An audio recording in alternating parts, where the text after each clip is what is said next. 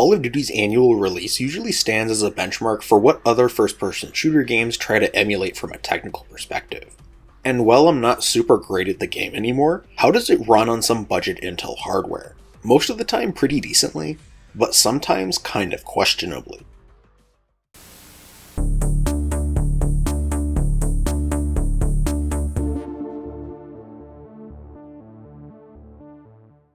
The heart of this build is the $78 Intel Core i3-12100, a quad-core hyper-threaded CPU based on the Alder Lake platform. This chip allows us to utilize 16GB of 3200 megatransfer per second DDR4, which is smaller in capacity but not that far behind in terms of performance when compared to more expensive DDR5 kits. A 500GB Samsung 970 EVO is used to store our copy of Windows 11, which I'm heavily considering switching to a version of Linux, and for the most part is good enough to store a game or two at a time, which is ultimately fine for what I'm using it for. The Intel Arc A750 is the graphics power for this machine, which is both great in terms of raw teraflops for the price, but kind of subpar when it comes to real-world performance. We'll see how the card holds up in this particular workload though. A sub $50 500W PowerSpec PSU is used to power the entire system, and while I wouldn't trust it with more expensive hardware, it works fine for what I need it to do. Additional specs and tweaks are in the description should you want to replicate the tests or build. With the specs out of the way, let's dive into the gameplay and see how this build handles Black Ops 6. Starting off with the most basic settings, and the game has kind of a weird performance trend that I didn't notice on other more powerful hardware combinations. The game will be running normally, but then it will suddenly feel like it's getting sick and throwing up all the frames that it has on screen for a second or two, then goes back to running normally. No matter what settings I choose, the lowest or the absolute max, the game will do this once every couple of minutes, and it hasn't cleared up after running the game over the course of a couple of days. It probably isn't a shader compilation issue, because the game runs perfectly fine 95% of the time, and might be correlated with an unrelated Windows process. We've only got 4 performance cores on this build, which would provide a basic explanation as to why the game would be more affected by these external processes. And it kinda makes me wonder how this game would do with a 6-core part like an i5-12400, considering I haven't had any issues on this game on an Intel CPU sporting at least 6 total cores. At the minimum graphics preset, the build provided a very playable 90 FPS average and 72 FPS 1% low at 1080p, which isn't really super spectacular, but it's playable at above 60 FPS, so it's kind of hard to complain about when it's not stuttering. Moving up to 1440p, and the overall performance took a hit, but was still playable for the most part. With an average and 1% low of 72 and 56 FPS respectively, 1440p is still playable, but it's starting to dip into the lower end of what I'd personally want to play at. And once the resolution jumps up to 4K, the overall performance of the game falls down to 48 FPS on average and the 1% lows to 38. This is technically playable for something like the Zombies mode, but in competitive multiplayer, let's just say this isn't what I'd personally target on my own machine. Jumping up to the basic preset, and performance didn't really fall by that much on average at 1080 and 1440p. With an average and 1% low of 87 and 72 FPS at 1080p, Black Ops 6 still runs decently, and is ultimately where I'd be fine playing the game at if this was my main setup. Shadows look a little pixelated for my liking, but the rest of the game doesn't look outright bad or low resolution at these settings. Moving up to 1440p, and the performance jumped down to 70 FPS on average and the 1% low to 53, which remains playable, but like the minimum preset, is definitely starting to hit the lower end of what I would want to see in my game's performance. 4K remains pretty much unplayable in the multiplayer section of the game, coming in with a 43 FPS average and a 35 FPS 1% low, which for Zombies might pass as playable for some, but for me is unacceptable, leading me to want to recommend at least 1440p, but realistically 1080p for the smoothest experience. Moving on to the balanced graphics preset, and this is where the game starts to look good in some places, specifically the shadows and particle effects. But the texture quality is still lacking in some areas, which is probably not helped by the fact that we're running on an 8GB card.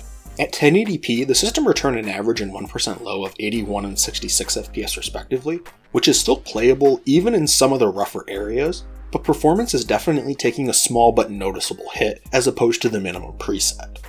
1440p continues this trend, with the average and 1% lows coming in at 66 and 53 FPS, which on average is still very playable, but it's starting to get rough around the eyes in the worst case scenarios as hinted by the 1% low. 4K takes things to another extreme, returning an average of 41 and a 1% low of 32 FPS. This for sure isn't playable in the multiplayer mode, and is getting to the point of sluggishness in zombies, so this is probably the ultimate cutoff to where I'd say 4K is unplayable on a system like this, or similar to it. The Ultra Graphics preset saw the average performance continue to trend downwards, but also saw the largest hits to 1% lows up until this point. At 1080p, the average and 1% low still looked very playable, coming in at 66 and 44 FPS. But when you're actually playing the game at this performance level, it feels just variable enough to make me want to turn down the settings again. 1440p wasn't much of an improvement, coming in at 52 FPS on average and 38 FPS for the 1% low, further showcasing that this is probably where this tier of hardware maxes out, being able to maintain playable frame rates at these settings and resolution. 4K isn't worth discussing beyond the raw figures it achieved, coming in at 34 FPS on average and 25 FPS for the 1% low. So if you're wanting to play at the Ultra Graphics preset on a system like this, 1080p is probably where I'd stay. And finally, jumping up to the Extreme Graphics preset, or the maximum settings, and I really wouldn't want to play the game at any resolution on this hardware with these settings. At 1080p, the average came in at 52 FPS and the 1% low at 38. You'd probably want to turn on ZSS to the performance mode if you're hell-bent on using these settings on this hardware though. You'd need a more aggressive setting if you wanted to jump up to 1440p, given the average and 1% low came in at 42 and 28 FPS respectively. 4K is completely unplayable, with the average and 1% low of 26 and 21 FPS, which isn't really surprising considering this resolution hasn't been ideal really ever on this hardware configuration. If you really wanted to play at the maximum settings, it seems like ZSS is worth investigating at all resolutions, which is both disappointing at 1080p but also to be expected at 4K. I don't really know what I was expecting from 1440p, but performance ranging from around 28 to 42 FPS at max settings wasn't really it. This might be worth exploring more in the next portion of the video, so I think we'll leave the performance at that. If you look at the general performance of this hardware, there seems to be a direct identifiable correlation between the resolution of on-screen effects and the achieved performance of the system. This ultimately makes sense as it takes more compute power to generate higher resolution effects, but if I'm being totally real here, this game doesn't look as good as what its performance suggests. When looking at the raw frame rates achieved, you'd really expect the graphics to be much better than what they look like. The game looks graphically consistent, but the quality of the effects don't seem to correlate that strongly to the render budget being eaten up by the algorithms. If I could theoretically graph the quality of Black Ops 6's graphics in relation to the performance achieved, there'd be a plateau forming around the Ultra preset, where the quality of the graphics don't improve as dramatically as the compute power necessary to generate them. If you're wanting to get into Black Ops 6 on this class of hardware, it would probably be best if you stick to the balanced graphics preset or below at 1440 and 1080p, as anything beyond that gets into kinda questionable territory. But if you're gonna turn down the graphics settings to the absolute minimum anyways, then this setup can run the latest Black Ops, but not really what I would consider well. The first change I would probably make, and I feel like I'm repeating myself a lot with these videos, is swapping out the graphics card for something like an RX 6700 XT. Which would kick the crap out of the A750 at all settings and probably also all resolutions. But if that's a bit much, then the RX 6600 base model would provide a similar or slightly better level of performance to the A750 while costing about the same or even cheaper in some cases.